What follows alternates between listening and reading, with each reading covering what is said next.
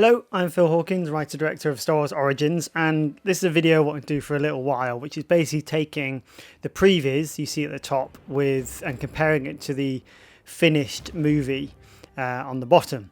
So I've not re-edited this particularly, I've not sort of changed it in terms of shots and tried to make it match. All I've done is basically slow it down. Because when I made the previs I didn't have dialogue and all that stuff, so I've kind of slowed it down to try and keep it in time going forward, just to show that there's the relation between what was in my head years before I shot the film and what it ended up being. And on the left there you see the shot list. So these quite basic previs became the storyboards and the shot list. So as you see, the previs became the actual storyboards with kind of lens information and the shot numbers and the descriptions you would normally see in a storyboard that we can shoot with.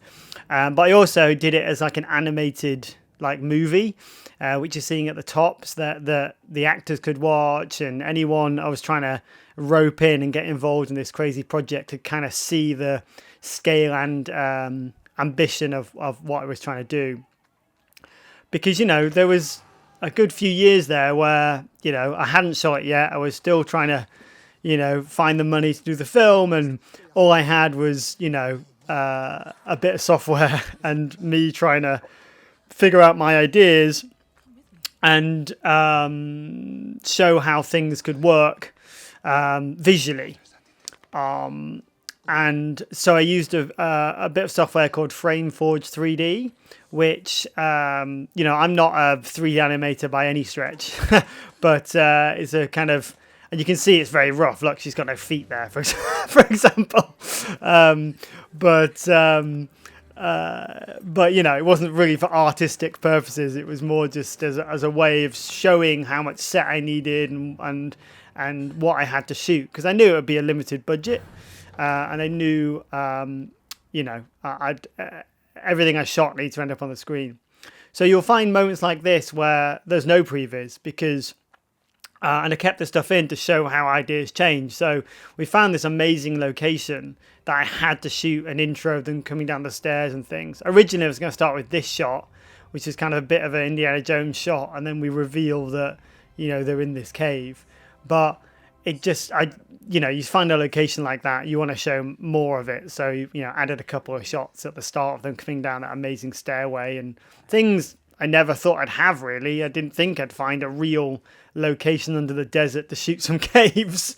But hopefully it shows the kind of, vision I had for the film going forward that, pretty much stayed the same for a lot of it. And obviously shots like this, I had a drone and dunes and, and thought, why not open up the film as much as you can? I think maybe when I was doing the previs, I was kind of erring on the side of caution of because at this point I didn't think I'd go to the Sahara Desert, and make this film. I thought maybe I'd be in a sand dune and I'd use tents and a bit of CG to kind of expand out the dunes or things like that. So I was always trying to find angles and ways to, to kind of show a sense of scale and the location, but maybe something that was a bit more achievable. At one point I thought maybe I could do it on an actual soundstage, and then realised how much it costs to bring all that sand in. So, it's just the crazy ideas you have when you're trying to put something together like this that, you hope and, if money was no object, of course you go to the desert and film it. But, as I'm sat in my office at night, trying to figure this out, and I was, years away from being in the desert shooting it. I was trying to think of what the best way was of shooting it in a more kind of contained way, and then saving the big shots for when they're really necessary. And the script changed as well. So, here, There was more dialogue with him, which I didn't storyboard particularly, and you just kind of come up with shots on the day. So as much as I use this as a template, like that shot is almost the same, maybe less bloody. This is the thing, actually. So in the script originally was a bit of a kind of Indiana Jonesy slapstick thing where she runs for a gun, throws some sand in his face, he fires up, then she knocks like a tent down on top of him, jumps in the car, and then kind of knocks him over, and then drives off. And even when we get to shooting, I was going to shoot it, but I realised that it was just there was a lot of things that didn't quite go right when we were filming, but yeah, it was things change, time, scheduling, you just get different ideas, and we ended up with him basically just rolling down the dunes, which is as funny with the Wilhelm scream on it, and it's something we had to do in 10 minutes while we had the light. So here's a big change. So originally I was going to have them kind of in bed, pillow talk. It never was going to be this saucy, by the way. This is just this. I'm not actually watching this, but this looks a bit more R-rated than it was going to be. But it never was going to be this revealing. But again, it was just crude, rough, idea of the flow of the film, and what we ended up with on the bottom, which was this kind of beautiful, intimate campfire sequence. Shots were so much better. Again, at night in the desert, fire going. Why not shoot it like this? You don't need to see them in bed together to know there's intimacy going on, and it's better for it. It's absolutely better for it. And again, this is a shot I didn't storyboard because I didn't think I'd have the expanse. So I, that was one. This is actually where they shot part of the mummy. But I did have this idea of, craning up over trucks to reveal the temple for the first time. So in my previous at the start was kind of a bit more of a kind of flat terrain. I thought we'd maybe just be amongst dunes, but then I found this amazing rocky crop, and then we put that CG in the background there. And this was an important sequence to get right, because it was, the kind of big reveal of how Star Wars is connected to, Earth. So you can see that this is almost shot for shot, bar I kind of change what the things he's drawing were to make it more about a Star Destroyer for kind of later on. And, played around with what the artwork is that we saw. But essentially, some of it's the same artwork. Amazing artist called Omer Lee, did the film and did some of this previous stuff for me as well. So, pretty much ended up with the same kind of feel that I was after, albeit the kind of order and type of films, changed. And then the big thing I had in my head was always this reveal of just pulling massively out.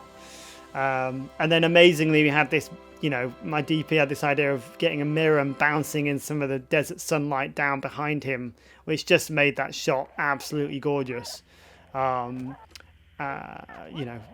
Always surround yourself with talented people.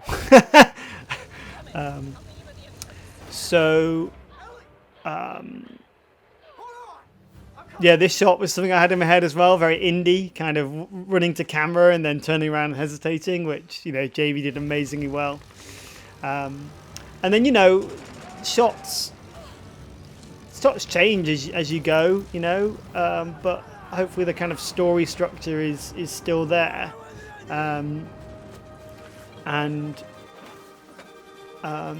This, I had this idea of reflecting in a camera as he grabbed things. It was kind of arty, but wasn't quite practical enough to kind of shoot with.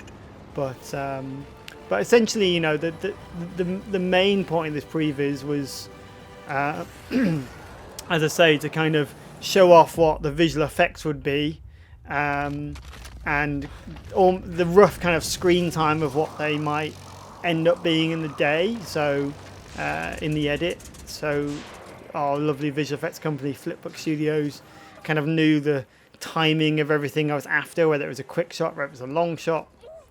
And as you'll see later, you know, it was pretty bang on, some of it. This exchange changed a bit in the edit. A couple of things here, and this is and shout out to Colin Gowdy, who was one of the editors of Rogue One, who watched a cut of the film from me and suggested that I do more intercuts between the dialogue with, you know, Seth and Ellie and what was going on in the cave, which, you know, now seems completely obvious and right, but at the time there was kind of more conversation, and then we were kind of back in the cave with him, you know, so there's been more intercutting. And the other change as well, as you see here, is, you know, we're now cutting back to him falling into what is revealed to be the Star Destroyer bridge. I originally envisaged the bridge to be built on like a tilt, you know, so he was kind of falling down to the bottom of the pit and then was having to kind of climb up the screens and things to get out, but it was just too expensive and not practical at all to film in, and so I had to really rethink how to do certain things. And then moments like this, you know, revealing the kind of melted Vader helmet from Force Awakens, reacting to the trailer, knowing that was going to be in Rise of Skywalker, you know, and that was a nice moment to kind of put in there. More Easter eggs. So yeah, the Star Destroyer bridge, you know, it was a lovely set, and I was amazed at what we were able to do in Morocco in what basically was a very hot shed at the back of a hotel. But yeah, it was tricky to kind of get all the detail involved, but once you're in the set, you know, we got a lot more angles and opportunity.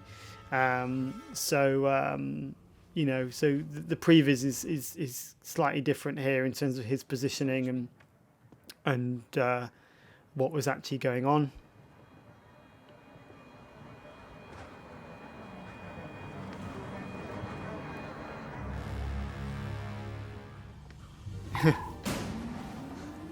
And then here, so, you know, here's a big reveal which pretty much ended up kind of bang on the Previz, really, which, you know, was delightful. So we only built that bottom bit that he's in, and then Flipbook amazingly put the rest in based on seeing the Previz and knowing how much model they needed to build, and you know, and this kind of ambitious sequence, you know, with the sand and everything going through. But you know, I think the Previz kind of really sold what we were after. I didn't quite get my arm drop down shot, but I was trying to go for a bit of a New Hope homage, but we didn't quite get time to do it. And then there was kind of, I got more out of the kind of Nazi sequence here, and originally I wanted that shot of binoculars to see her reflected in the binoculars, but, you know, annoyingly that day we were in the middle of the desert. We managed to get tanks and everything else out there, but someone forgot the binoculars. Probably me, and it's quite hard to get binoculars in the middle of the desert, so I couldn't shoot that shot. So ended up obviously not being in there, but I don't think it's missed. It would have been a nice detail, but you know. Can you hear me? Yeah, Ellie. Are you okay? Been better. So yeah, the Previz is also important to sort of figure out the geography between, you know, where, from a location perspective, really, because if you think about, I did this Previz having not found any locations, so, and it was kind of important for the, you know, Nazis to be able to kind of come over the rise and but be enough distance away that they're not going to get straight to Ellie, and and when the Star Destroyer goes up, it could take out all the Nazis but not affect Ellie. And then had always had this sequence coming up in my head of her stood in front of the Star Destroyer rising, and you sort of take it for granted now, like seeing the film, it kind of works, but even though that whole sequence is shot in different places. But I was able to show the location scouts and managers what I was after in this previs, and that really helped. And you can see here there's obviously changes. He was originally going to be stood on the screen looking down and connecting the dots, but he ended up just being stood next to it, which is fine, works as well. But that was something that changed from the previs. Ellie, I think I know what I have to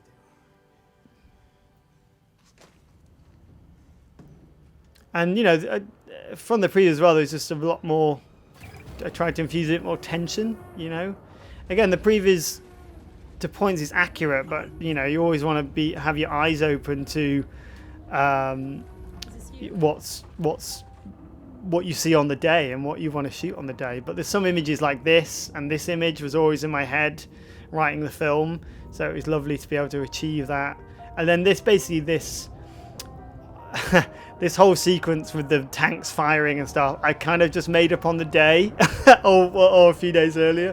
I had very limited time to shoot this sequence, so but I knew the beats that we needed, so we shot as much as we could. And then here is basically what was in my head when I wrote this sequence, and the most difficult sequence of the film. You can see it ended up almost the same in terms of shot structure, especially this image. Of course, Flipbook Studio have done an amazing job and made it look absolutely incredible, far beyond my crude animation at the top. But hopefully you're watching this as a filmmaker with ambitious ideas, and this is a kind of good tool you can do to show to show what you can do just on your laptop. This sequence as well, actually as written, there was less back and forth. It was more sort of crackly radio, and once I got the actors and once I cast them, once I rehearsed it, it just felt like the performances are so beautiful that why not cut back and forth. And then this whole idea of him, spoilers, zooming away at light speed actually came in post. It was maybe post when I was shooting, but it just felt weird not to let him disappear. I know there's been some pushback from fans like, oh, you can't go to light speed in a gravity well and all this stuff, but who cares? Emotionally, he needs to be gone after I Love You, and then she comes in with I Know as we end the film. Wow, that went quick. Sorry I've rambled on. Hopefully that was interesting. Maybe watch it with my rambling off if you want to. And all these lovely, amazing people help me make the film. And so check out Frameforge 3D. I use Shot Lister for the shots as well in there, for the shot lists. And yeah, thanks for watching.